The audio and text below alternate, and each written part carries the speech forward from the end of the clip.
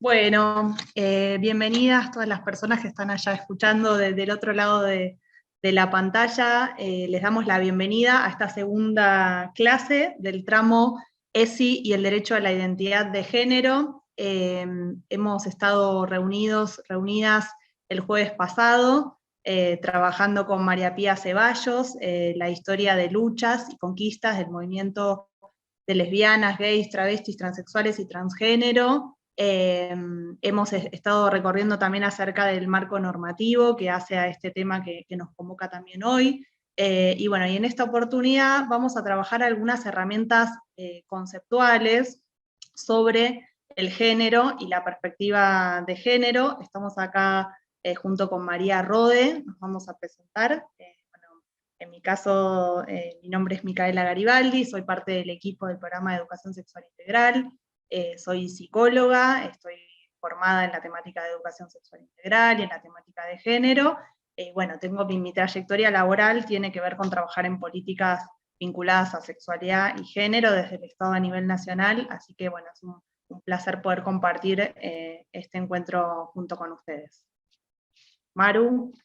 Hola, buenas tardes a todas, todos, todes.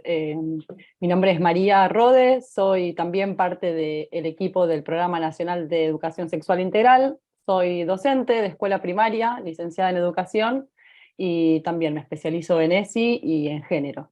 Así que también muy contenta de participar de este encuentro. Bueno, contarles que este tramo y los tramos que se ofrecen desde el Instituto de Formación Docente están realizados en articulación con las áreas sustantivas que desarrollamos las políticas vinculadas a estos temas, desde el Ministerio de Educación de la Nación. Este tramo en particular se articula entre el INFOD y la Dirección de Educación para los Derechos Humanos, Género y ESI, a cargo de Celeste Adamoli, en particular con el Programa de Educación Sexual Integral, el Programa Nacional, a cargo de Marcelo Celarrayán y Marisa Ronconi, que también está siendo parte de este evento, escuchándonos desde el canal de YouTube, y la saludamos. Vamos a ir arrancando con esta presentación, y queremos, un poco situar, ¿no?, esta clase en el marco del tramo que tenemos hoy. Habíamos estado trabajando con María Pía Ceballos el marco normativo y la historia de las conquistas vinculadas a los derechos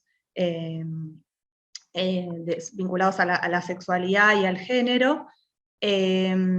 Ahora decíamos, vamos a trabajar sobre algunas herramientas conceptuales que nos permiten posicionarnos desde un enfoque de género y desde un enfoque de derechos humanos en la escuela y como desde el rol docente. Y la clase que viene vamos a trabajar todos estos temas que estuvimos desarrollando esta primera clase con María Pía y la que vamos a desarrollar hoy con Maru en el contexto escolar, ¿sí? La idea de la tercera clase tiene que ver con todo esto que por ahí vamos a ver de manera un poco más abstracta, más conceptual, más teórica, poder contextualizarla en la cotidianidad de nuestra vida escolar, ¿no? No solo nosotros trabajamos mucho con la herramienta de puertas de entrada, que tal vez a algunos de ustedes les resulte familiar, y es algo que vamos a trabajar el tercer encuentro particular, pero nos referimos no solo a los contenidos a trabajar en relación a estos temas, sino también en lo que hace a la cotidianidad de la escuela. O sea, que la cotidianidad de la escuela, ese currículum oculto, también, digamos, pueda suceder desde una mirada, desde una perspectiva, desde un posicionamiento como escuela respetuoso de los derechos humanos, respetuoso en particular sobre este tema de la identidad de género, y alineado a lo que esta norma que viene atravesando estos encuentros, que es la Ley de Identidad de Género, menciona como el trato digno, ¿sí? Bueno, estos son los contenidos que vamos a trabajar hoy. Está la perspectiva de género y diversidad como herramienta analítica, el género como categoría relacional, el sexo biológico, la expresión de género, la identidad de género y la orientación sexual, la heteronorma y la despatologización, la interseccionalidad, las violencias y las desigualdades históricas. Suena un choclo de conceptos, los vamos a ir desmenuzando de a poquito. Vamos a estar muy atentas también al chat para poder tener, digamos, en el marco de esta modalidad de de clase algún ida y vuelta, que ustedes nos puedan preguntar, digamos, no tengamos temor de preguntar cosas que, no, digamos, nuestra idea es no dar por sentados saberes, sino poder realmente dialogar en el chat de manera genuina, preguntar lo que necesitemos preguntar y poder ir acompañándonos en acercarnos a esto que en realidad es una mirada, ¿sí? Que es la mirada de género, una mirada, una perspectiva que también va a ser parte de lo que vamos a trabajar en esta clase. Bueno, pasamos a la siguiente. Bueno, y para un poco arrancar y romper el hielo, les vamos a preguntar a ustedes, les vamos a hacer esta pregunta que ven ahí en pantalla, que es, ¿por qué diríamos que somos mujeres, varones, trans, no binarias, o la identidad de género con las que nos identifiquemos? ¿Por qué nos parece? ¿Por qué decimos que somos mujeres? ¿Por qué yo me identifico como mujer? ¿Por qué soy mujer? ¿Por qué soy varón? ¿Por qué soy trans? No binaria. Y tomémonos un ratito, unos segunditos para pensarlo y volcarlo en el chat.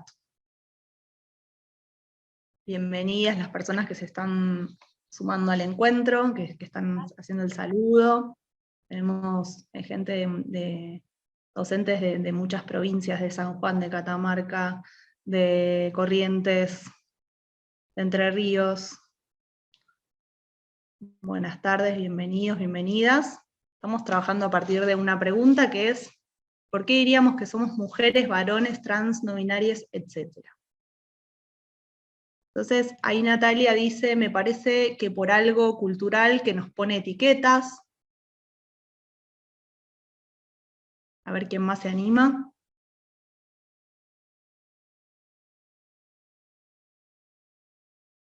Yo diría que soy mujer por la forma de crianza que tuve en relación a lo que sería ser mujer. Dice Daniela. Vanina dice, hola, porque necesitamos identificarnos. A ver, alguna participación más, esperamos. Paula dice, porque mi género se construyó con construcciones sociales de clasificaciones. Me gusta porque tenemos como un público que sabe Muy de bien. eso. Sí, con algún recorrido ya. Qué lindo.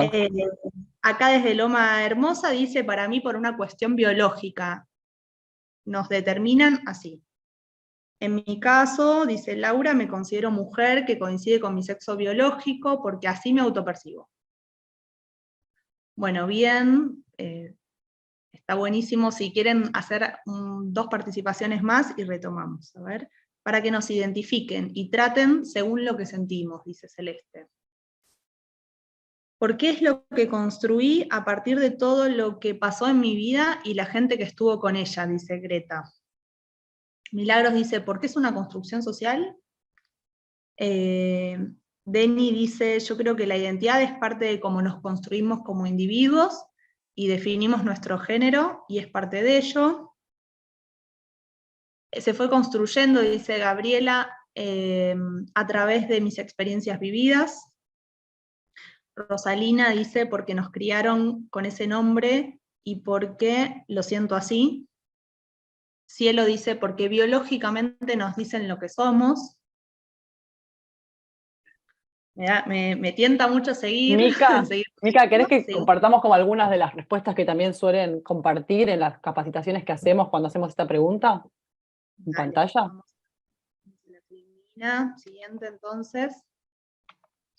Bueno, vamos después a copiar el chat que se va construyendo colectivamente para seguir pensando en las respuestas que nos van dando desde los lugares en los que están. Estas son algunas, nosotros ahí con Mari lo que hicimos fue recordar y recoger algunas de las respuestas que nos suelen dar en las capacitaciones, ¿no? Que dictamos de manera virtual o presencial. Entonces, bueno, ahí pusimos por mis genitales, porque así me siento, son algunas cosas que además salieron en lo que ustedes fueron compartiendo, por la ropa que uso, porque lo dice mi DNI, por mi aspecto, para ser mamá, para ser papá, porque me gustan los hombres, porque me gustan las mujeres. Bueno, son algunas de las de las respuestas que suelen salir en las capacitaciones frente a esta pregunta. Esta pregunta no es una pregunta que busquemos responder ahora con una respuesta taxativa, sino que la idea es que esta pregunta nos interpele a cada uno, cada una desde sus lugares, y que atraviese todo lo que va a ser la clase de hoy, ¿sí? Es una pregunta que la vamos a ir trabajando a lo largo de la presentación de hoy. Pasamos a la siguiente. Bueno, estas respuestas que ustedes fueron compartiendo en el chat y que trajimos de capacitaciones que damos, son, digamos, las cuestiones que traen son cuestiones que están vinculadas con la sexualidad, ¿sí? Todo lo que se fue mencionando, esas respuestas que aparecen, tienen que ver y hacen a la sexualidad. ¿De qué hablamos cuando hablamos de sexualidad? Y ahí, nosotros siempre que trabajamos en capacitaciones sobre educación sexual integral, nos interesa a partir de esta definición, ¿no? ¿Qué pensamos o qué creemos que es la sexualidad? Y como Estado y como Programa Nacional de Educación Sexual Integral, trabajamos desde una perspectiva y una mirada sobre la sexualidad que busca correrse de enfoques más tradicionales, o sea, enfoques tradicionales que entendieron la sexualidad en un sentido mucho más restringido al que le damos desde el Programa Nacional y que le damos desde la política pública, ¿sí?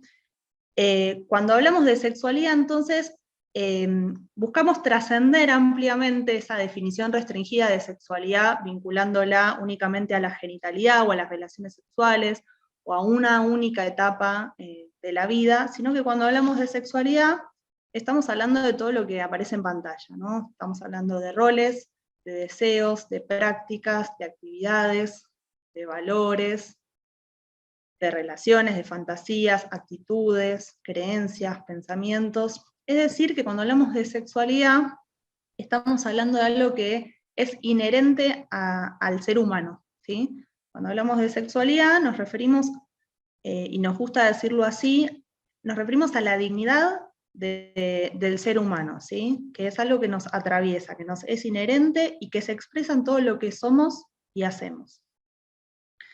Esta definición es importante entenderla de esta manera y que además se apoya en la definición de la Organización Mundial de la Salud, de sexualidad, que también la podemos, no está acá en las filminas, pero que la podemos traer, porque es importante entenderla de esta manera, porque entonces si es algo que hace a la dignidad humana, que hace a lo que somos, a lo que sentimos y que hace a nuestro ser, es necesario, de alguna manera, pensar en, digamos, cuál es el rol del Estado en relación a eso, ¿no?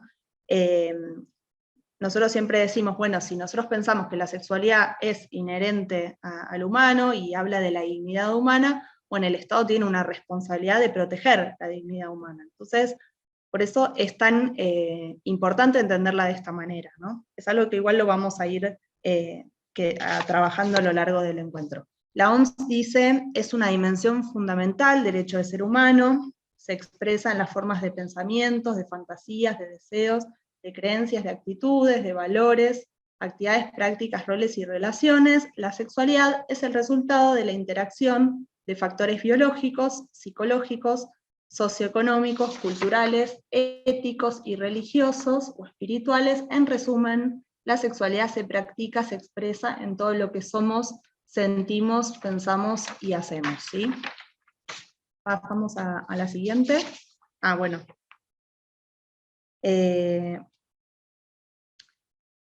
Retomo un poquito esto de pensar la sexualidad en un sentido mucho más amplio y como algo inherente al ser humano y a la dignidad humana, porque entonces hablar de sexualidad es hablar de derechos humanos, y entonces hablar de sexualidad es hablar de todo ese recorrido histórico que hicimos con Pía en la clase pasada, que habla de estas conquistas, de estas herramientas tan necesarias para poder garantizar los derechos más básicos, ¿sí? Entonces, también nos parece importante, y es algo que lo va a trabajar Maru ahora en breve, poder linkear la palabra sexualidad, poder pensar el concepto de sexualidad asociado también al poder, ¿sí? Cuando hablamos de sexualidad, estamos hablando también de relaciones de poder, ¿sí? Estamos hablando, no es posible entenderla como algo aislado, como algo en términos individuales o en términos biológicos, sino que es necesario pensarlo en términos de relaciones sociales. Lo dejo así como titular y Maru ahora lo va un poquito a desarrollar. Pasamos a la siguiente. Habíamos hecho esta pregunta, les habíamos hecho esta pregunta de por qué somos mujeres, por qué no, nos identificamos como mujeres, o qué nos hace ser mujeres, varones, trans, o bueno, la identidad de género con la que nos identifiquemos. Entonces vamos a partir de esta pregunta, ¿no? Vamos a partir de una de las dimensiones que hace a la sexualidad, que es el género, y la vamos a trabajar desde dos aristas, ¿sí? El género como un conjunto de atributos socioculturales y como categoría identitaria, y el género como una categoría de análisis. Estas van a ser como las dos puertas de entrada o las dos dimensiones de las cuales vamos a presentar la temática de género. Maru, te cedo la palabra. Bueno, muchas gracias.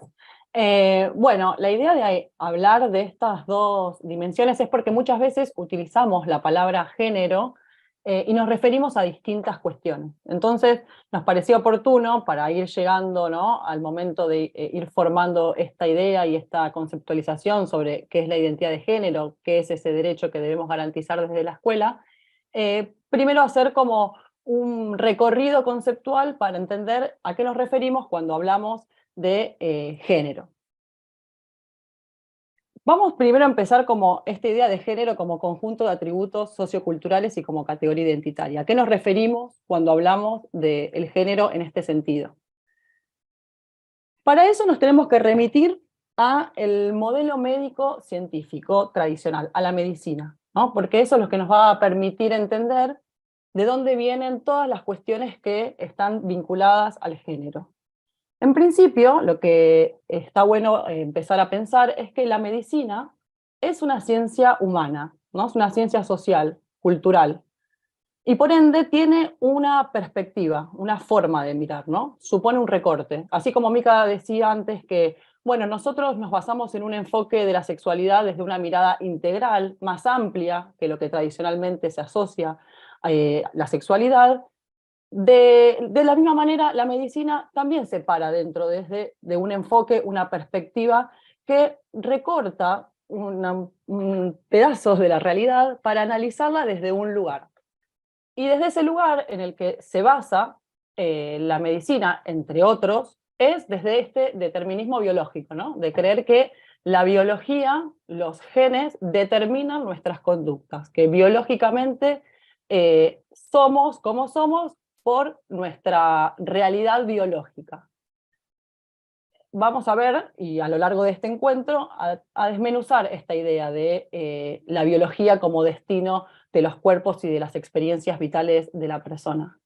Pero también, previo a esta idea del determinismo biológico, previo a lo que la medicina viene a leer, podríamos decir que hay un enfoque relacionado al binarismo, ¿no? Digo, la medicina se basa para leer, interpretar la naturaleza, la diversidad que existe en la naturaleza, se basa desde una perspectiva binaria, analiza la naturaleza desde esa perspectiva. Y esta perspectiva, vamos a ir viendo a lo largo de este encuentro, tiene como consecuencia una invisibilización de la diversidad, porque al querer analizar toda la realidad natural, toda la diversidad natural en base a dos únicas categorías, hay un montón de ejemplares, podríamos decir, de individuos que no están siendo interpretados o no pueden estar siendo catalogados dentro de las categorías por las cuales se maneja el modelo médico científico tradicional. No es tanto, podríamos decir que no es tanto un problema que haya que se utilicen categorías para leer e interpretar la naturaleza, porque no podríamos nunca estudiar toda la diversidad de la naturaleza o la complejidad individual de cada ser, sino el problema es cuando esta forma de mirar y de analizar el mundo y la naturaleza se instala como la única forma posible de comprender y de entender todo lo que existe, ¿no? Y además se imponen como discursos hegemónicos que crean sentido común, Digo, de repente la medicina, al ser un saber especializado, autorizado y legitimado socialmente, crea sentido común en el resto de la sociedad, ¿no? Y este sentido común se basa en procesos de naturalización en donde muchas de las conductas, roles, situaciones particulares de cada persona pueden leerse como naturales, pero en verdad no tiene que ver tanto con que sean naturales, sino que están naturalizadas, ¿no? Que no es lo mismo ser algo natural que algo naturalizado. A la vez, esta cuestión de, y ahora lo vamos a ver cómo es que funciona, lo que también termina ocurriendo es que aquellos individuos o aquellas personas que no responden a esas dos categorías o que sus características incluso corporales, biológicas, no se condicen con las categorías que el modelo médico instala para poder estudiar la naturaleza, son patologizadas, ¿no? Son puestas como anormales, que están fuera de la norma, fuera de la estadística, podríamos decir. Entonces, al estar fuera de la norma y considerarlos como seres patologizados, hay que encauzarlos, ¿no? Volverlos a que se acerquen, digamos, a la norma para poder trascender y llevar una experiencia de vida más o menos pasable y no sufrible, por decirlo de una manera. Pero ahora vamos a ver que, bueno, las consecuencias que genera esto muchas veces en la sociedad. Cuando recién hablamos de la medicina, ¿no? Y la medicina, y dijimos que previo es esta visión binaria, ¿no? Del mundo. Y cuando digo binaria, ahora lo vamos a aplicar a lo que significa este modelo hegemónico cis heteronormativo, pero que también funciona con muchas formas de leer, ¿no? El mundo. Digo, la concepción binaria está presente en nuestra forma de pensar, podríamos decir, desde la modernidad, desde los griegos que separamos el mundo de las ideas y el mundo material. Tenemos una tendencia a pensar todo de forma dicotómica, excluyente y opuesta. Y esa forma de pensar el mundo, que es una forma, pero que fue la que se instaló de manera hegemónica, nos empezamos a visibilizar que nos está trayendo bastante problemas porque el mundo no se manifiesta de esa manera, sino que la sociedad y las personas y la naturaleza se manifiestan de forma diversa.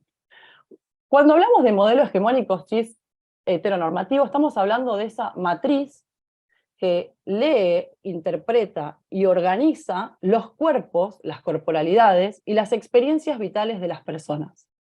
Y en lo que se basa es en una linealidad, podríamos decir, que adjudica una linealidad entre genitales, el sexo asignado al momento de nacer, el género y el deseo. Es decir, lo que hace la medicina, basada en este modelo, es, a través de la lectura de los genitales, se le asigna un sexo, se le asigna un género y además un deseo. Y todas las personas que respeten o entren dentro de esta linealidad van a ir más o menos bien por la vida, y todas las personas que no cumplan con alguna de estas características lineales se les van a presentar distintos problemas que van a tener que resolver, y por eso la importancia de las leyes, los derechos y la perspectiva de derechos y todas las instituciones que existen para proteger y garantizar estos derechos. Para empezar, es importante diferenciar dos conceptos. Por un lado tenemos lo que llamamos el sexo asignado al momento de nacer, que es esta interpretación médica que se hace de una información biológica. Es decir, a partir de la lectura de nuestros genitales se nos asigna un sexo. Y esta lectura está hecha dentro de un paradigma binario. Ahora, cuando hablamos de género, hablamos sobre todos esos aspectos que atribuimos a las personas según el sexo asignado al momento de nacer. Pero esto es una asignación cultural, tiene que ver una carga social, sentidos culturales que les damos y les aportamos a las ideas de lo que es femenino y lo que es masculino. Otra de las palabras que nos parece importante aclarar, y ahora vamos a hablar un poco sobre esto, es lo que se refiere a personas endosexuales o personas intersexuales. ¿Y por qué decimos esto para hablar de identidad de género? Decimos esto porque la naturaleza se expresa de manera diversa y el sexo de las personas no está tan determinado exactamente por una distribución binaria cerrada de características o de combinación de características, sino que se habla que el sexo es un continuo, ¿no? En las variaciones y las combinaciones de distintas características de estructuras internas nuestras, estructuras externas, los genitales, las hormonas, en toda esa combinación, el sexo en la naturaleza se manifiesta de forma continua. Lo que pasa es que la medicina, para poder leer e interpretar y estudiar esa naturaleza, lo hace a partir de dos categorías y todas las personas que cumplan con las combinaciones características del mundo mujer o hembra y todas las personas que coinciden con las características o con la combinación del mundo varón macho son las personas que las llamamos endosexuales, ¿no? O sea, sus cuerpos sexuados están encuadrados anatómicamente en los criterios médicos, ¿no? Es lo que llamamos como normalidad corporal, ¿no? El modelo varón-mujer. Ahora, todas aquellas personas que presenten variaciones en esa combinación y que no respondan estrictamente a esas categorías, son personas que no se las puede categorizar, ¿no? Como que, bueno, no tiene esta combinación específica, y no tiene esta como, ¿qué es? ¿Es varón? ¿Es mujer? Entonces, muchas veces lo que hacen las personas es encuadrar, adaptar, ajustar, intervenir esos cuerpos, por ejemplo, para que para que puedan ser catalogados bajo esa dicotomía varón-mujer de la corporalidad, ¿no? Entonces, las personas intersexuales, por ejemplo, son todas esas personas cuyos cuerpos no se encuadran en los criterios médicos. Y esto genera un problema, y lo traemos acá porque lo que queremos explicar es que más allá, que ahora vamos a ver, ¿no? ¿Qué es esto de o explorar un poco más, que entendemos que también lo manejan, qué es esto de la identidad de género, pero traemos esto porque lo que queremos evidenciar es que desde la naturaleza ya es diversa, digo, no es que la diversidad corresponde a solamente el mundo cultural o social, sino que la naturaleza también se expresa de manera diversa. Nosotros muchas veces lo explicamos de esta manera. La naturaleza se expresa, ¿no? Es el mundo, está en el mundo y existe tal como es. Ahora, los seres humanos, las personas, somos quienes venimos a estudiar todo ese caos natural, toda esa diversidad natural, y que para estudiarla, como sería imposible estudiar cada una de los individuos, se generan categorías que nos permiten recortar la realidad y estudiarla en esa porción de la realidad para poder comprenderla desde una mirada, desde un aspecto, ¿no? También ponemos muchas veces como ejemplo en la teoría de Darwin, ¿no? Que es tan presente y tan icónica, digamos, en nuestro paradigma científico. El foco está puesto en la supervivencia. Ahora, si hubiese ocurrido otra cosa, si hubiese ocurrido que se estudiaran desde otro lado y que también los saberes que se quisiesen expandir fueran otros, por ejemplo, en los sistemas de cooperación de las especies y no en los sistemas de competencia para sobrevivir, tendríamos también otra forma de interpretar el mundo y la naturaleza y la sociedad, porque de esos discursos que se van instalando en la sociedad son los que a nosotros nos permiten leer, entender y también los que nos da el horizonte de sentido sobre la posibilidad de pensar distintas realidades. Mar, Entonces, ¿sí? interrumpo un segundito y traigo algunos comentarios del Vale. chat para también tener una vuelta. Roxana plantea, no, perdón, Silvina plantea, claro, todo aquel que no encuadra dentro de lo ya establecido y estereotipado queda por fuera. Es etiquetado como lo normal, lo anormal, perdón, lo malo. También había un comentario previo que me anoté que decía, claro, la medicina se enfoca en lo biológico. Y uno Exacto. más que dice, yo diría en lo biológico y además en esta mirada que traía Maru de un binarismo, ¿no? Para pensar el sexo biológico también, ¿no? Y pensar los cuerpos. Dice, la biología lo toma desde el objetivo, por eso es hegemónico y biologicista. Ahora, en cuanto a la actualidad y desde lo sociocultural, está en construcción desde la percepción subjetiva. Y también otro que nos habíamos anotado, otro comentario, un poco anterior, igual me hace ruido el tener que poner etiquetas. Me gusta más pensarnos como personas construyendo, sintiendo, deseando. Dice también Amaicha. Bueno, buenísimo. Sí, es la idea, ¿no? Un poco también de empezar como a desnaturalizar y desmenuzar todas estas ideas que a veces no nos damos cuenta que las tenemos tan incorporadas y son mediante las cuales leemos el mundo. Y sí, me parece que está buenísimo ese comentario que rescataste, Mica, y lo que decís respecto a la biología, que la medicina se encarga de lo biológico desde una mirada binaria, porque también podría encargarse de lo biológico desde otra mirada y las interpretaciones o la realidad o los discursos sobre la realidad que tendríamos podrían ser distintos a los que hoy son. ¿Cuál es el problema también de esto que estamos hablando de cuando la medicina instala un discurso hegemónico, ¿no? Y genera sentido común?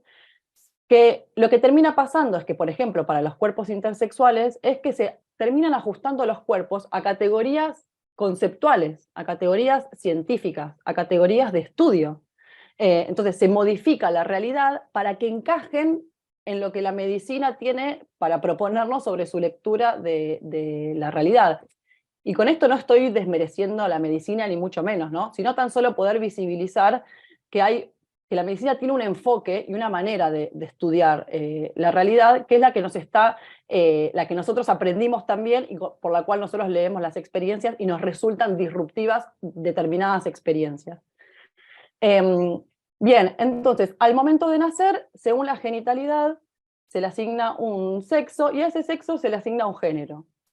Y acá voy a tomar también las palabras de una compañera que quizás también nos está viendo, que es que ella dice, bueno, y el problema de esto también es que cuando se clasifica y se ordenan las experiencias vitales en estas dos únicas posibilidades, siempre te perdés la mitad del mundo, porque si tenés vulva, sos mujer, y te tienen que gustar los varones, hay la mitad de las personas con las cuales no te podés vincular, no podés sentirte atraído, no podés construir vínculos sexoafectivos. Y lo mismo para el otro lado, o sea, te quita la posibilidad de interactuar con la mitad del mundo. Y eso también genera un problema. Por eso venimos a problematizarlo justamente para ver hasta dónde nos incide. Y además, también lo que sucede, y voy a volver un minuto para atrás con esta matriz, con este modelo hegemónico cis heteronormativo, que es que esta linealidad establece también una obligación, por decirlo de una manera, estricta de cumplimiento de esto. Porque vos podés tener vulva, ser asignada como mujer y no ser tan femenina, ¿no? O ser machona, o tener, gustarte cosas que tengan que ver con el mundo socialmente considerado masculino, y también vas a ser castigada, o también tu trayectoria por la sociedad va a ser mirada, señalada, algún comentario vas a recibir por no estar siendo una buena mujer hecha y derecha 100% según lo que establece, digamos, el modelo cis heteronormativo. Después vamos a ir viendo, ¿no? Algunas palabras que aparecen, ¿no? Parecen como términos complejos, pero vamos a ir aclarando. Bien, ¿cómo es que se manifiesta el género? Lo manifestamos a través, y lo fueron diciendo en el chat, a través de los roles de género, es decir, todos los comportamientos, las actividades, las acciones que hacemos que son consideradas como para mujeres y las que son consideradas para varones, en la expresión de género, ¿no? En cómo cada persona decide presentar su identidad de género al mundo, la vestimenta, el pelo, el maquillaje, ser prolijo o desprolijo, ¿no? Los mandatos, ¿no? Que son todos esos preceptos que tenemos interiorizados y que nos determinan cómo tenemos que ser y comportarnos según nuestro género, y que están muy arraigados y que son los que de manera muy pequeña y de a poquito se nos fueron introduciendo en nuestra experiencia, y es como aprendimos, ¿no? A ser varones y ser mujeres. Y en las expectativas, que son diferenciadas. No se espera lo mismo por lo general de una mujer que de un varón.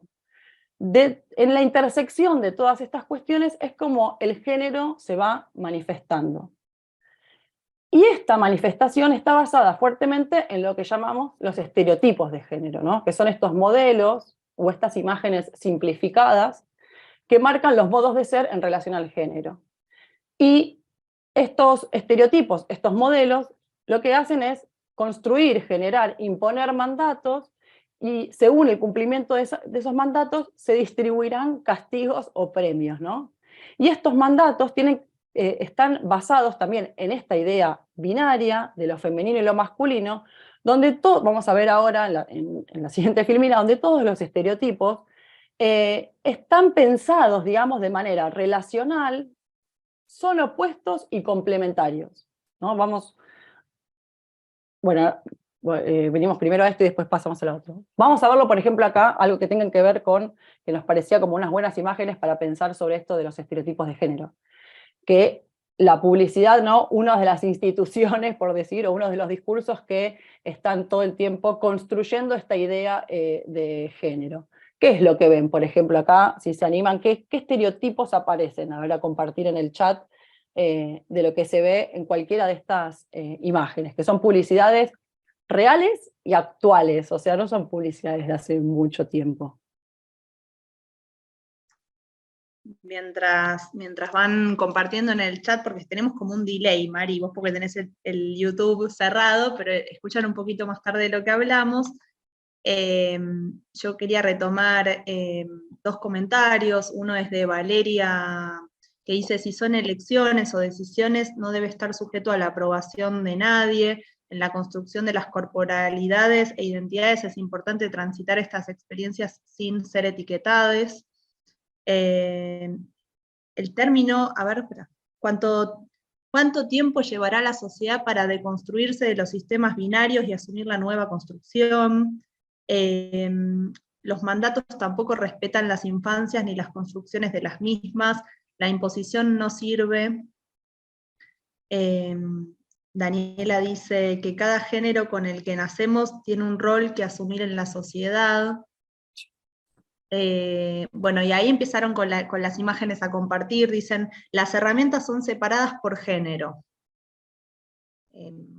Dice Patricia. Los colores celeste para los varones, dice también Patricia. ¿Qué más? ¿Qué más aparece? Por ejemplo, ¿cómo están los cuerpos de la publicidad que está en el medio? ¿Cómo están los cuerpos del nene? ¿Cómo está el cuerpo de la nena? ¿Qué nos dice la publicidad de la nena multifunción de la derecha? ¿No? ¿Cómo está? Los colores sí, ¿no? Es algo que lo vemos siempre, ¿no? Es la primera gran, el primer gesto, es varón o es nena, y van a llegar con o un body rosa o un body celeste. Esa no falla nunca.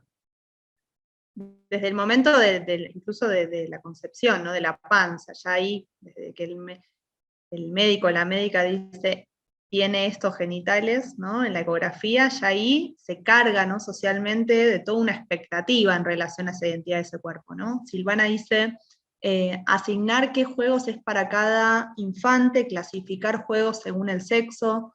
Valeria dice, las ocupaciones también, la nena sentada y con dos colitas, dice Patricia. Emi dice, experiencias con los juguetes, mi niño jugaba mucho con carrito de bebé y dentro de la familia hubo, bueno, un choque típico que les imponen a los niños, con eso juegan las nenas, son juguetes, dice, así en mayúscula.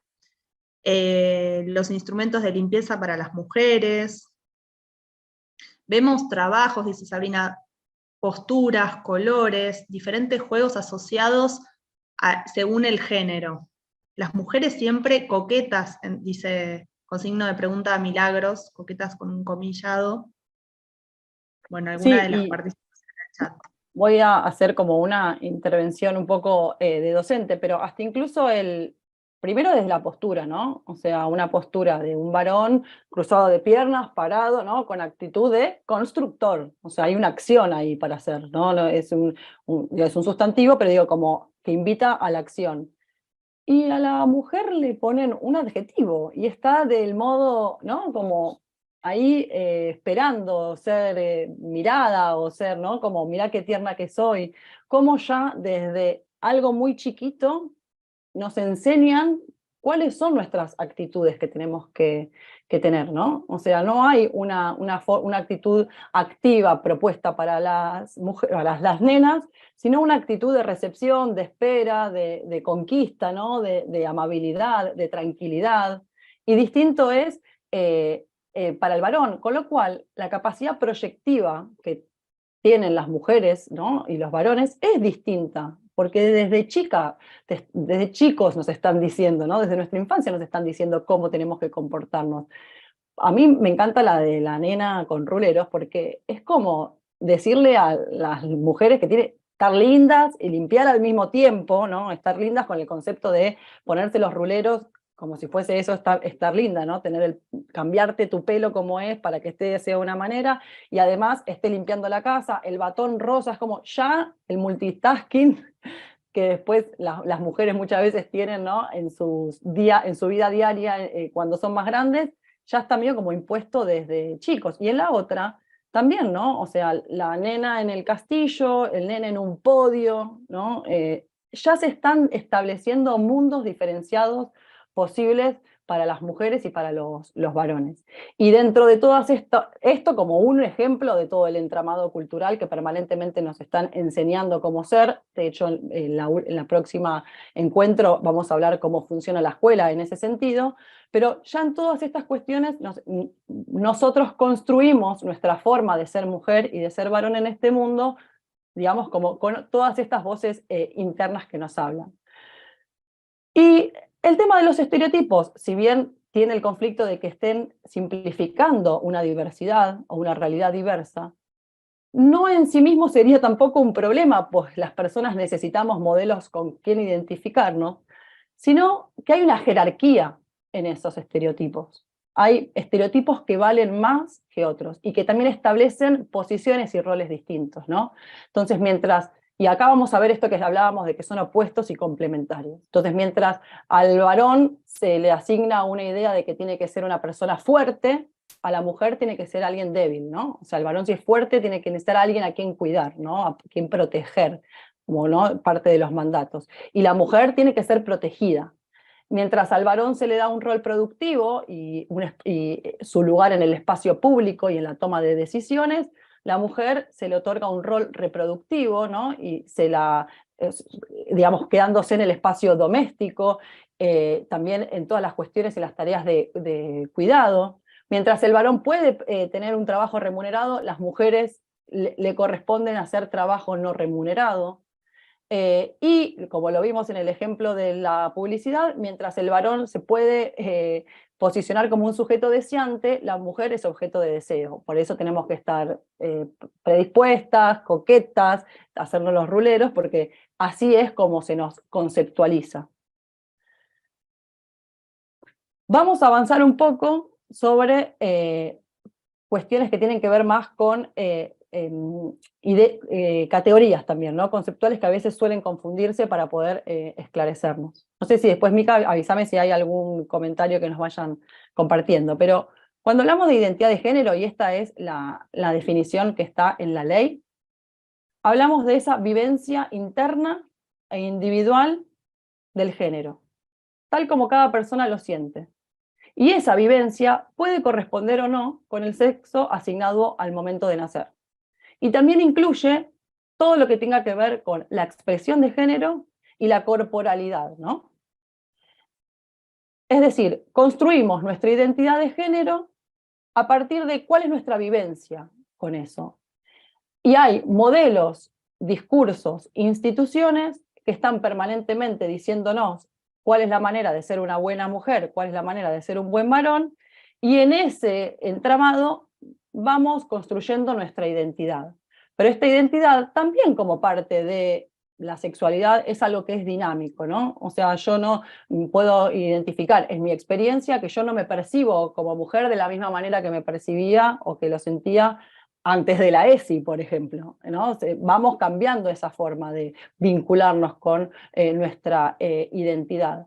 Por eso es importante todos aquellos espacios y la gran tarea que tiene la educación sexual integral y los y las docentes en las escuelas de generar todas esas oportunidades que nos permitan ampliar nuestro horizonte de sentidos, que nos permitan conocer distintas realidades y que nos permitan hacernos las preguntas necesarias para poder analizar críticamente la sociedad y poder decir qué cuestiones tienen que ver con mandatos y qué cuestiones tienen que ver con decisiones propias. Y de esa manera, con esas herramientas, con esa información y con esas estrategias que vamos construyendo colectivamente, vamos construyendo autonomía o soberanía sobre nuestra propia vida para poder decidir y expresar toda nuestra vida, como decíamos, ¿no? Entre ellas nuestra identidad de género.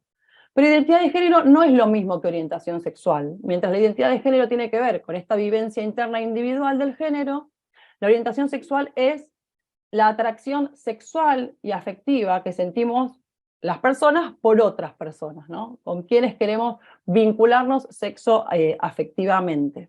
Cuando hablamos de identidad de género, hablamos, y acá pusimos algunas, no pusimos todas porque no queríamos tampoco llenarnos de conceptos o de palabras, sino que poder pensarlo y poder realmente darnos cuenta cómo es todo este entramado cultural.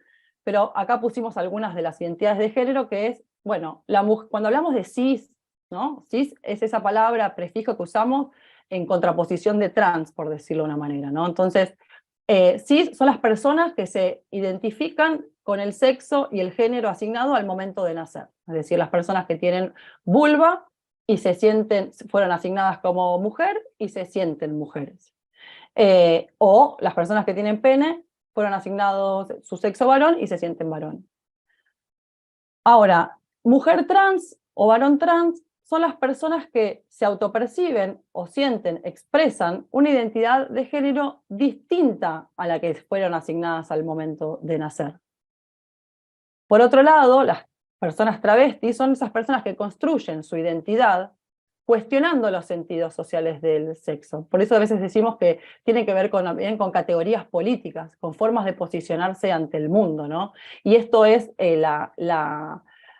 lo hermoso o el mundo buenísimo que nos vienen como a proponer y a cuestionar las identidades travesti, trans y no binarias, porque lo que justamente vienen a visibilizar es que hay todo un sistema operando que nos dicen cómo tenemos que ser, que nos imponen formas de ser, conductas, a quién tenemos que desear, de qué manera tenemos que desear, y lo que justamente viene a decir es como, bueno, no es así. No es que mi biología es mi destino. No es que mi genitalidad define todas esas cuestiones, sino que tiene que ver con que, en verdad, como el género son todas esas categorías que se construyen social y culturalmente, es algo performático, es decir, nos elegimos nuestra ropa, si nos tenemos el pelo largo o corto, si nos lo pintamos violeta o de rubio, si nos pintamos o no las uñas, porque son formas que tenemos de asumir nuestra identidad de género y de expresarnos ante el mundo. Pero no tiene que ver con la genitalidad. Eso no es que porque biológicamente tengo vagina, vulva, soy mujer, soy delicada. No, porque puede ser que tenga vulva y vagina, sea mujer y no sea delicada. Entonces empiezan a poner en cuestionamiento esto y a visibilizar que hay una diversidad de formas de ser y de estar en el mundo. Cuando hablamos de las personas no binarias, son las personas que no se identifican con el género binario, ¿no? No se identifican ni con varones ni con mujeres. Y bueno, ya vamos a ver también un video hacia el final de la clase, pero también podríamos decir que hay personas de género fluido, podríamos decir que hay muchas identidades de género que justamente lo que vienen a visibilizar es que la especificidad de el vínculo con la sexualidad que tenemos las personas es muy individual y es muy particular y está dentro de un entramado sociocultural que nos permite, nos habilita o nos prohíbe ciertas cosas. Pero la forma en que yo me vinculo con mi propia sexualidad es diversa. No hay una única manera, menos dos maneras concretas y opuestas y específicas. Ahora, cuando hablamos de la orientación sexual, que hablamos sobre, bueno, de quién nos atrae, tenemos la orientación sexual, la heterosexual, que es la persona que se siente atraída por una persona de un sexo o un género diferente al propio, las personas bisexuales, que se sienten atraídas tanto por varones como por mujeres, las personas homosexuales, que se sienten atraídas por las personas del mismo género, y también pusimos las categorías de lesbiana y gay, porque también son categorías identitarias, ¿no? Y acá también hacemos una salvedad. Todas las cuestiones que nosotros venimos hablando y decimos acá son cuestiones que también están en permanente debate, ¿no? No hay una única manera de ver las cosas. Mismo dentro de todas estas reflexiones, la gente se posiciona, digamos, de manera distinta. No todas las mujeres, no toda mujer lesbiana lo siente como una identidad política o, ¿no? o como una categoría identitaria, pero sí muchas veces se constituye de esta manera. Y lo mismo cuando hablamos de los varones gay. Bien, hasta ahí estuvimos hablando de todo lo que tiene que ver con el género, como todas esas cuestiones culturales que modifican o que hacen a nuestra forma de vivir el género, nuestra identidad de género, nuestra orientación sexual. Y ahora vamos a pasar un poco a hablar sobre el género como categoría de análisis. Mica, no sé si hay algún comentario. Retomamos un poquito más adelante, si te parece, Maru. Avanzo un poquitito entonces con esta Vale. dimensión que trae Maru de el género como una categoría de análisis.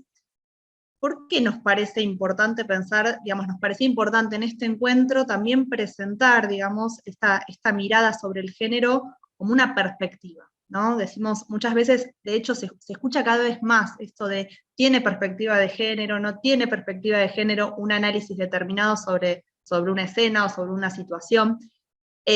Maru traía esto de los dos mundos, ¿no? Estos dos mundos opuestos, este mundo rosa y este mundo celeste, y cómo ella fue trabajando la cuestión de los estereotipos, y que en realidad, ¿cuál es el problema de los estereotipos? Decía Maru, bueno, el problema de los estereotipos es la jerarquía, es que socialmente todo aquello que se pone en ese círculo celeste es, digamos, es mucho más valorado, es valorado por sobre todos esos atributos sociales que se encierran dentro de ese círculo rosa y esas características que se asocian al género femenino, ¿no? Y eso genera situaciones de mucha desigualdad.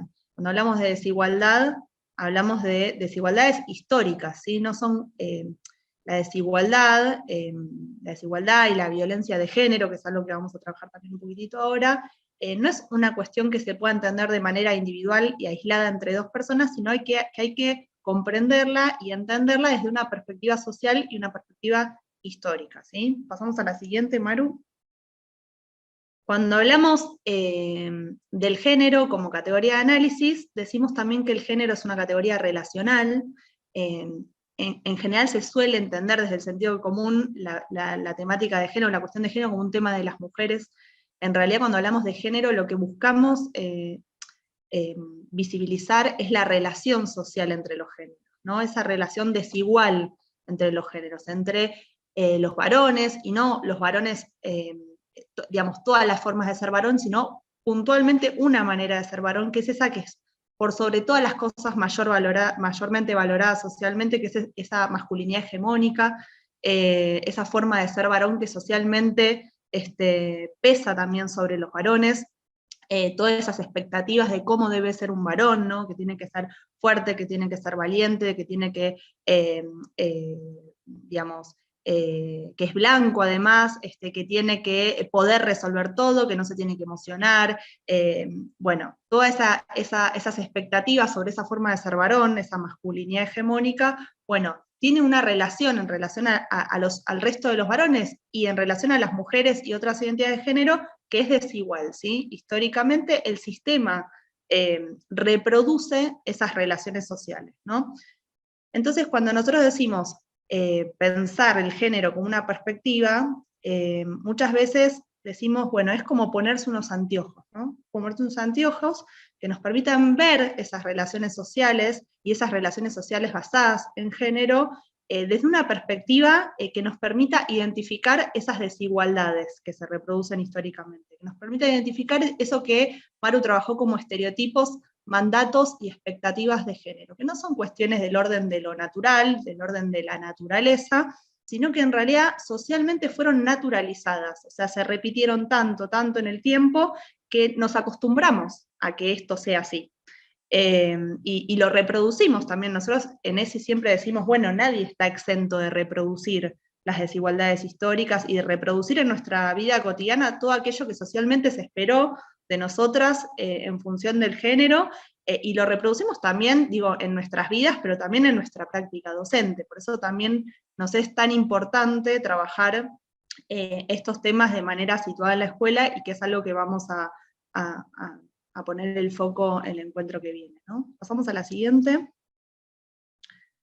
Por un lado decimos, bueno, la perspectiva de género es un marco teórico, es una mirada, son unos anteojos, es una herramienta conceptual que nos permite cuestionar las desigualdades, que nos permite cuestionar la discriminación, la violencia y la exclusión, pero también decimos que la perspectiva de género también es un proyecto político, un proyecto social y político, que no solo nos permite identificar cuando hay situaciones de desigualdad, sino que también nos permite proponer acciones para incidir en esa desigualdad, ¿sí? Para incidir en esa desigualdad, para ir hacia un horizonte de mayor igualdad entre los géneros. Ahí nosotras, y la ESI tiene una tarea fundamental, ¿no?, en las escuelas. La escuela tiene un rol fundamental como un actor político central para poder tensionar aquellas situaciones, aquellas desigualdades históricas que se reproducen a través del género, a través del tiempo, y que se presentan en la escuela de manera absolutamente naturalizada. Digo, trabajar la cuestión de los estereotipos de género es una manera de aportar en la construcción de ese horizonte de igualdad social, ¿no? Pasamos a la siguiente. Cuando trabajamos, nosotros estamos poniendo el foco en el género, ¿no? Pero también es importante pensar también otras dimensiones que hacen al análisis, ¿no? Cuando decimos perspectiva de género, también es necesario poder pensar en otras dimensiones que operan en esas desigualdades históricas, como son en intersección, ¿no?, con el género. La edad, la educación, la discapacidad, la diversidad corporal, la etnicidad, el aspecto socioeconómico, la identidad de género, la orientación sexual, también son otras dimensiones que hacen al análisis para pensar las desigualdades históricas. Dice, la experiencia concreta de privilegio y de inferioridad están dadas por las múltiples intersecciones e interseccionales formas que asumen las distintas categorías identitarias, ¿sí? No es lo mismo ser una mujer negra que ser una mujer blanca, ¿no? No es lo mismo una mujer con discapacidad que una mujer sin discapacidad. Digo, hay otras cuestiones que hay que tener en cuenta, variables que hay que tener en cuenta para poder analizar las relaciones de desigualdad entre los géneros. Pasamos a la siguiente. Bueno, esto, se complejizan los análisis y las respuestas colectivas a las problemáticas sociales. Pasamos.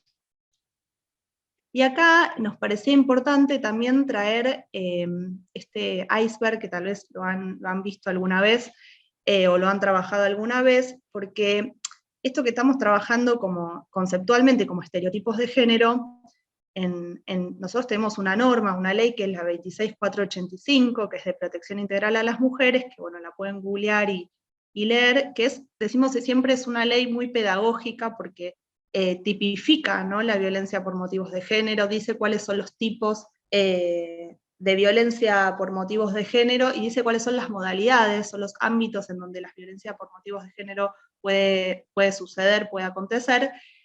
Es una ley importante también porque de alguna manera posiciona la problemática de la violencia por motivos de género como un problema social, ¿sí?, como un problema en el que el Estado tiene una mayor responsabilidad, tiene la máxima responsabilidad frente a esta cuestión, y además en esto de tipificar la violencia por motivos de género, habla de distintos tipos de violencia por motivos de género, y habla de la violencia simbólica. Entonces cuando nosotros decimos, cuando hablamos de los estereotipos de género, y cómo se reproducen en distintos ámbitos los estereotipos de género, bueno, estamos hablando esto que aparece por ahí como muy sutil, en de qué color vestir a una niña, de qué color vestir un niño, qué juego puede jugar y qué juego no, y digamos, y todos esos mandatos que se reproducen en las distintas instituciones en las que transitamos, bueno, de alguna manera están vinculadas a este fenómeno de la violencia por motivos de género, que tal vez no se ve tanto, y por eso traemos el iceberg, porque por ahí es esto de los micromachismos, la anulación, van a ver abajo de todo el lenguaje sexista, los celos, la publicidad sexista, el control, el humor, y van a ver que a medida que van leyendo, se va como... se va llegando a formas por ahí más explícitas de la violencia por motivos de género, o más extremas, como es el travesticidio, el femicidio, el transfemicidio, bueno, tienen como un punto en común, ¿sí? Tienen un punto común que tiene que ver con que las violencias por motivos de género son expresiones de una desigualdad, que es esta desigualdad entre los géneros que estamos trabajando, que es estructural y que es histórica, ¿sí? O sea, todas las formas en las que se expresa la violencia por motivos de género, en esta ley puntualmente se habla de mujeres porque es una ley previa a la ley de identidad de género, ¿no? Pero que es una ley que hay que entender ahora también desde la ley de identidad de género. Son violencias que ocurren sobre las mujeres, sobre las lesbianas, sobre gays, sobre travestis, sobre las travestis, sobre transexuales, transgénero y otras identidades de género. Digamos, es interesante pensar en esto del iceberg porque, sobre todo pensando en la escuela y el rol de la escuela en particular, que nos vamos a adentrar en el encuentro que viene, esas que aparecen como más naturalizadas, más invisibles y que trajo, que Maru fue desarrollando, bueno, ahí la escuela tiene un rol fundamental de desarticular, ¿no? O sea, los estereotipos, eso que aparece como lo más sutil, de alguna manera sostienen, digamos, todo este entramado desigual que en su máxima expresión o en su expresión más extrema es el femicidio, el travesticidio, el transfemicidio, ¿no? Nosotras con Maru, pasa Maru, hicimos el ejercicio de cómo pensar este iceberg en la escuela, ¿no? Cómo pensar estas formas por ahí más extremas en las que se evidencia la violencia de género, por motivos de género, y cuáles son las formas como más sutiles que pueden suceder en la escuela, ¿no? Hicimos el ejercicio, es abierto, digamos, lo hicimos nosotras, pero nos parecía interesante como ejercicio para hacer entre docentes, contextualizando este tema en la escuela, y decíamos, pasamos a la siguiente, bueno. Mica, ¿pasamos a la siguiente o preguntamos a ver si se animan a hacer el Preguntamos. ejercicio?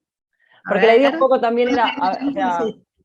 para poner expectativa, porque nos parecía interesante esto como, bueno, si bien, si hay algo que está ¿no? Lo visible, lo explícito, para ya empezar como a prepararnos para el siguiente encuentro, pensar, bueno, ¿cuáles son todas esas cuestiones que están, ¿no? Eso que habló Mica del currículum oculto, o todas esas cuestiones que ese entramado que hay en la escuela,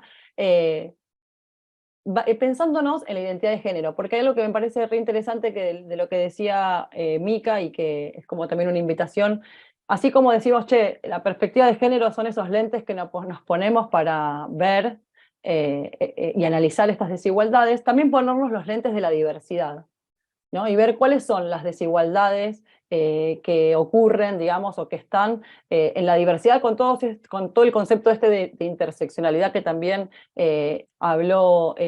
comentó Mica recién, y ahora específicamente pensando en la identidad de género, ¿no? Como, bueno, a ver, hagamos este iceberg con la identidad de género en la escuela, ¿no? ¿Qué pasa? ¿Qué es lo que es más explícito, ¿no? Incluso de lo que vimos y de lo que nos contaba Pía el encuentro anterior y también desde lo que ustedes conocen, desde su experiencia, como qué es lo visible que ocurre con este derecho, con las personas travesti, trans, no binarias en la escuela, ¿no? Y que sostienen violencias sin darnos cuenta. Y después ya les mostramos nuestro ejercicio. Pero a ver si sale algo, si les ocurre algo. A ver, Valeria dice, en el análisis discursivo crítico se plantea la construcción de sentido y significado dentro de los discursos desde la perspectiva de género como necesaria, principalmente desde los medios de comunicación. Exacto, la violencia simbólica se disfraza sutilmente en los discursos de muchos ámbitos, principalmente los masivos, visuales y gráficos.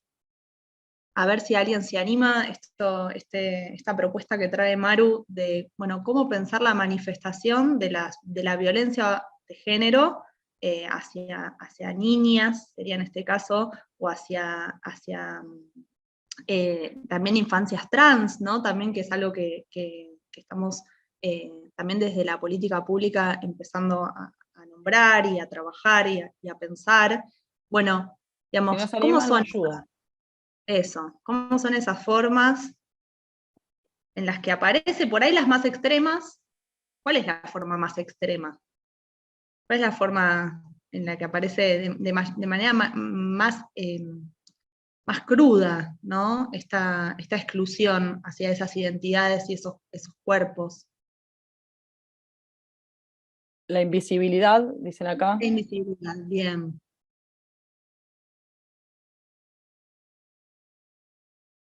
Sí, un Bueno, poco también retomando, ¿no?, lo que contaba Pía el encuentro anterior, saben que las escuelas y las familias muchas veces son los primeros ámbitos de expulsión de las personas travestis, trans y no binarias.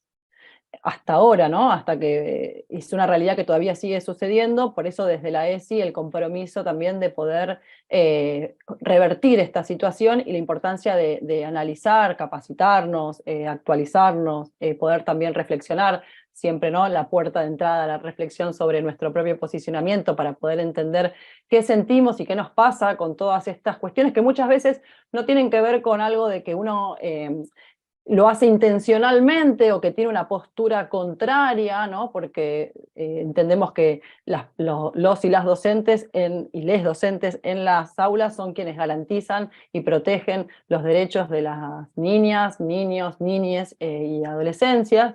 Pero sí, muchas veces es importante pasar como esto. Por eso la pregunta inicial, como, bueno, quizás nunca nos preguntamos por qué somos mujeres, ¿no? O sea, asumimos, digo, en este caso yo que soy mujer o me siento mujer, pero digo, eh, como tener primero ese momento de reflexionar sobre, bueno, ¿por qué? O sea, sí, porque me enseñaron, porque lo dice mi DNI, porque tengo vulva, vagina, y aparentemente las personas con vulva, vagina son mujeres, como poder hacer toda esa reflexión y darnos cuenta de en qué posición estamos respecto a estas temáticas, que a veces lo que pasa es que sí, se están empezando a visibilizar ahora. No es que son nuevas, ¿no?, sino que ahora empiezan a tener nombre, ahora tienen leyes que legitiman estas experiencias y que garantizan derechos, y que, bueno, hay que protegerlos. Pero lo que nos contaba Pía, que tenía que ver con esto, ¿no?, es el primer lugar donde son expulsadas y que el primer acto, digamos, de discriminación. Entonces, en la escuela, si eso es lo más crudo, como decía Mica, ¿no?, cuando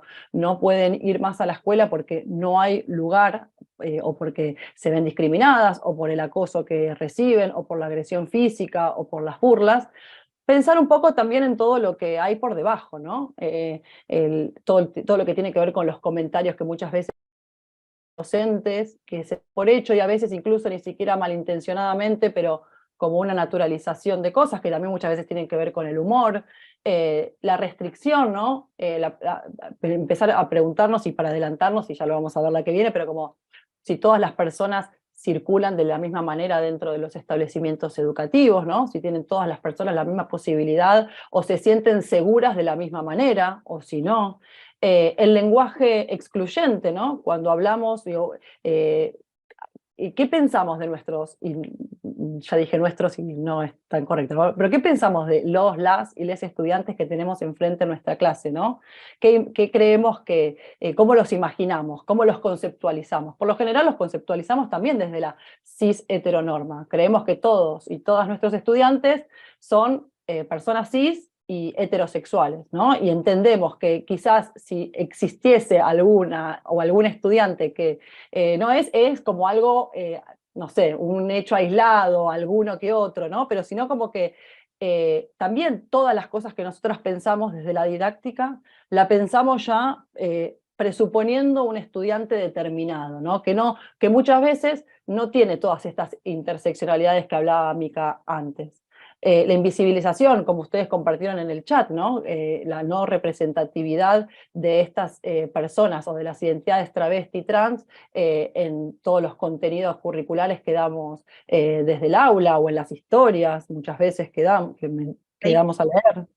Pensaba también, Maru, en cuando trabajamos educación sexual integral, ¿no? Muchas veces pensamos contenidos, las personas que están acá presentes en esta clase, evidentemente, digamos, por lo que vamos leyendo, son personas muy sensibles a este tema, que ya vienen con un recorrido, con una trayectoria por los comentarios que van compartiendo en el chat, Bueno, cuando trabajamos ESI, ¿no? Cuando representamos, pensaba, bueno, el contenido, no sé, para primaria cambios en la pubertad, ¿no? Cambios en el cuerpo, ¿cómo trabajamos esos cambios, ¿no? Cuando mostramos los cuerpitos, ¿no? Cuando mostramos los cuerpos, cuando hablamos sobre cómo suceden los cambios, cómo pensar esta mirada, cómo pensar la incorporación de esta mirada de la diversidad, cómo, digamos, incluir incorporar en el dictado y el trabajo en una clase sobre estos contenidos, esta mirada en donde podamos entender que las personas, los niños, las niñas, los adolescentes que nos están escuchando, bueno, son personas que,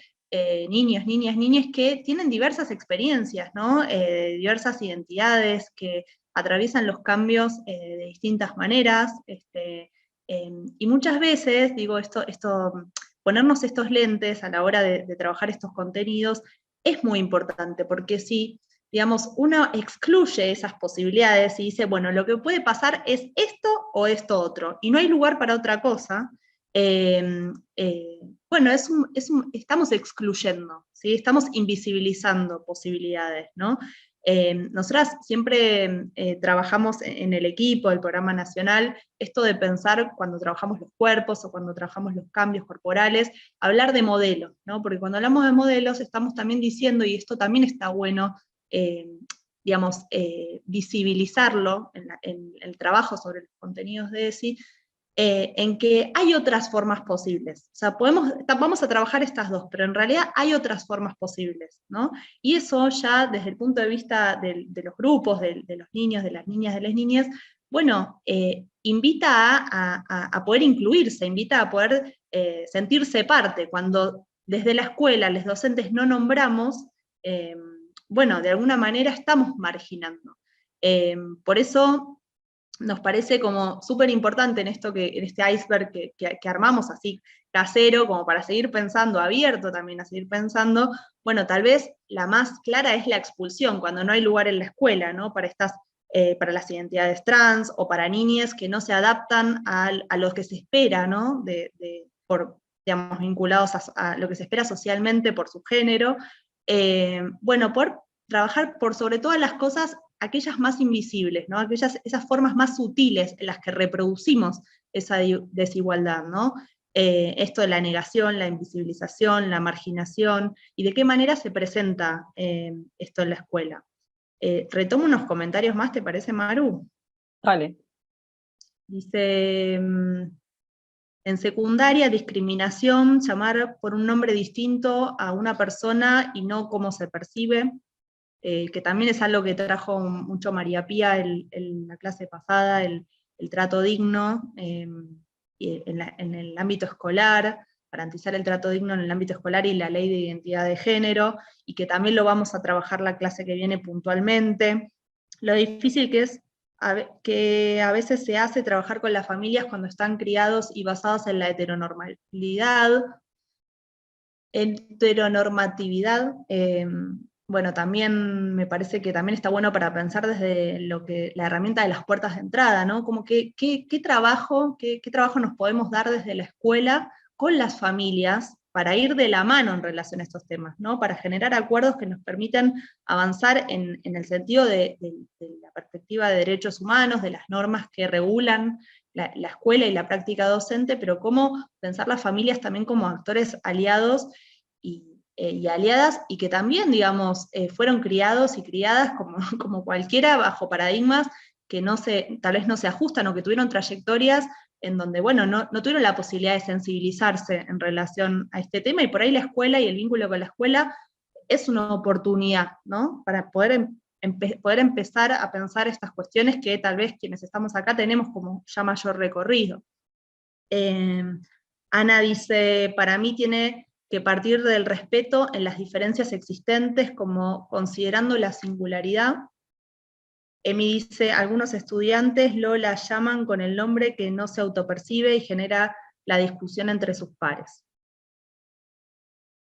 Sí, también me parece interesante sumar como la concepción o la perspectiva biologicista muchas veces aun cuando nosotros y nosotras tenemos ese pensamiento crítico y podemos entender cómo funciona, muchas veces lo tenemos como muy incorporado, ¿no? Entonces, por ejemplo, generizamos cuando hablamos de las genitalidades, ¿no? Y hablamos de genitales masculinos y femeninos.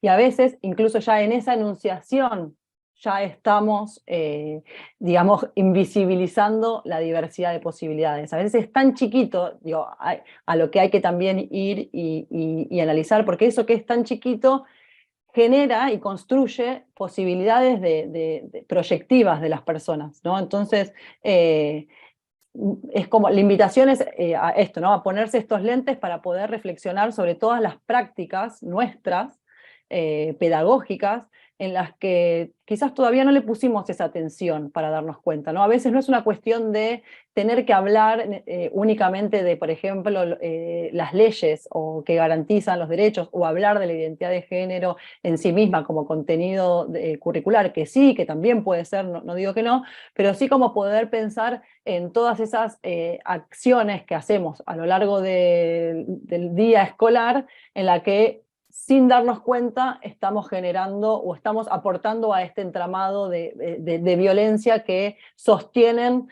situaciones tan extremas como, por ejemplo, la expulsión del sistema educativo. Bien.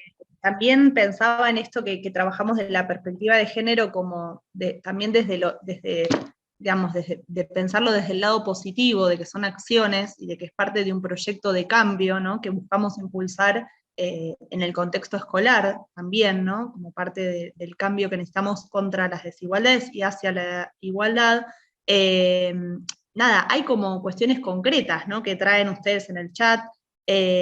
Dice Valeria, lo que no se nombra no existe, por eso es tan importante transitar la palabra y ni hablar de las acciones, ¿no? Esto de nombrar en la escuela, de nombrar, es un acto, digamos, que va, digamos, que pone en tensión esta mirada binaria, esta mirada que reproduce las desigualdades y los estereotipos de género y estos mandatos que excluyen y que en definitiva no, digamos a ver, nos van encasillando, ¿no? Nos van encasillando y no nos permiten, digamos, movernos, sobre todo, digo, pienso nosotros las personas adultas, pero también las niñas que están en una etapa en la que es tan importante, ¿no? Poder transitar por distintas experiencias. También, dice Mirta, es de construir discursos hegemónicos, ¿no? Bueno, ahí estamos, digamos, en el chat construyendo todas estas acciones y pensando todas estas acciones de cómo poner en marcha, ¿no? La ESI y en particular esto que traemos como perspectiva de género y perspectiva de diversidad, ¿no? Bien, tenemos un videíto. ¿Parece? Vamos a verlo y si hay alguna duda, consulta o comentario, vamos a estar también atentos y atentas al chat para retomar ya al final, porque estamos ya 3:30, tenemos que cerrar. Ok. Este es un video se llama Pibis o Pibis con X, está en Canal Encuentro, este es el capítulo 1 y bueno, resulta muy esclarecedor, así que allá va, me avisan si no se ve, no se escucha o pasa algo.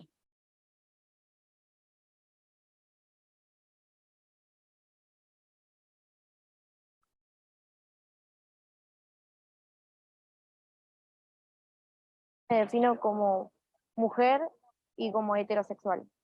Soy un chico trans. Yo siento que soy una mujer Hombre heterosexual. Ponele como mujer. sin ningún género, no binario. Me defino como mujer, como una persona a la que le gustan las personas, sean varón, mujer, o arroba o X o eso. De chiquita yo quería ser varón, en un momento había gente que no estaba de acuerdo. El género es una construcción social que se debería destruir. Para mí es algo propio de la persona. Te imponen el género, depende de los genitales que tenés. Hay personas que se sienten a gusto con los genitales que tienen, pero su género sigue siendo el otro. Pero el género está en la cabeza. Para mí ser varón era ser bruta, que me gustara el fútbol, tener el pelo corto, cosas por el estilo, pero ahora yo no sabría cómo decirlo. Soy un chico trans. En mi caso no me identifico como mujer, me identifico como chico. Creo que te vas dando cuenta cuando creces.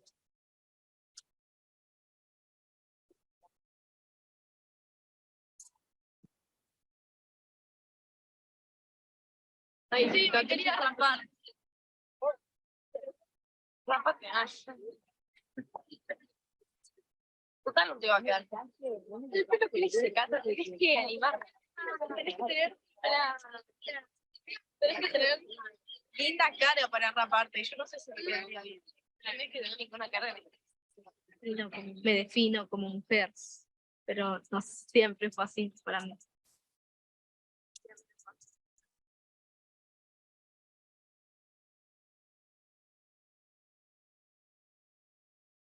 Primero me identifiqué como género fluido.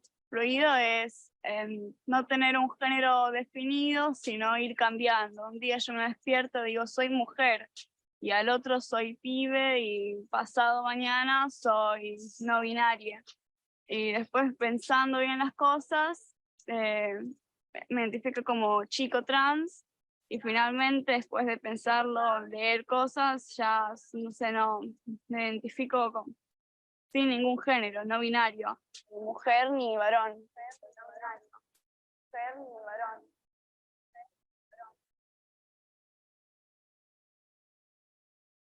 Mi género va a seguir siendo un chico y el cuerpo no me va a decir qué soy o no soy.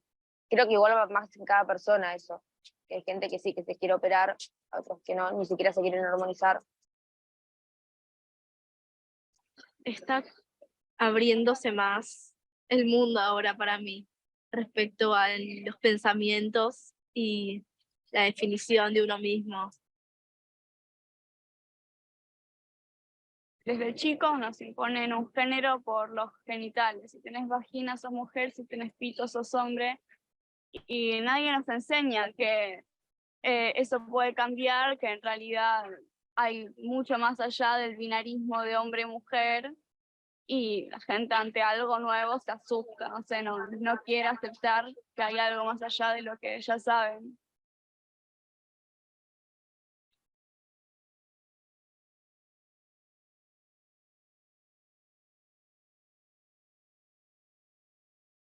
Bueno, Bueno, con esto vamos a cerrar la clase de hoy, pero bueno, sepamos que nos queda una clase pendiente, en donde además nos vamos a meter un poco más en cómo pensar estos temas y cómo posicionarnos desde el enfoque de la ESI en relación a este tema en particular que venimos trabajando en el contexto escolar, cuáles son aquellas situaciones que se presentan cotidianamente en la escuela que es necesario revisar a la luz de esta mirada, de esta perspectiva que estuvimos trabajando hoy. Y bueno, yo quería este encuentro cerrarlo con un comentario de Natalia. Natalia dijo escuchar a los chicos y a las chicas que tienen muchísimo para decirnos y enseñarnos, y un poco también la idea con Maru de cerrar con la voz de les pibis, decimos, de los les pibis, tiene que ver con esto, con poder también nosotros como adultos, como adultas, escuchar, tener esa apertura, ¿no? De qué les pasa, qué sienten, qué opinan, qué dicen, en relación a su identidad, en relación a quiénes son, y bueno, eso, ¿no? Como escuchar, posicionarnos de ese lugar de la escucha. Natalia, gracias por compartir eso también, algo tan sutil, ¿no?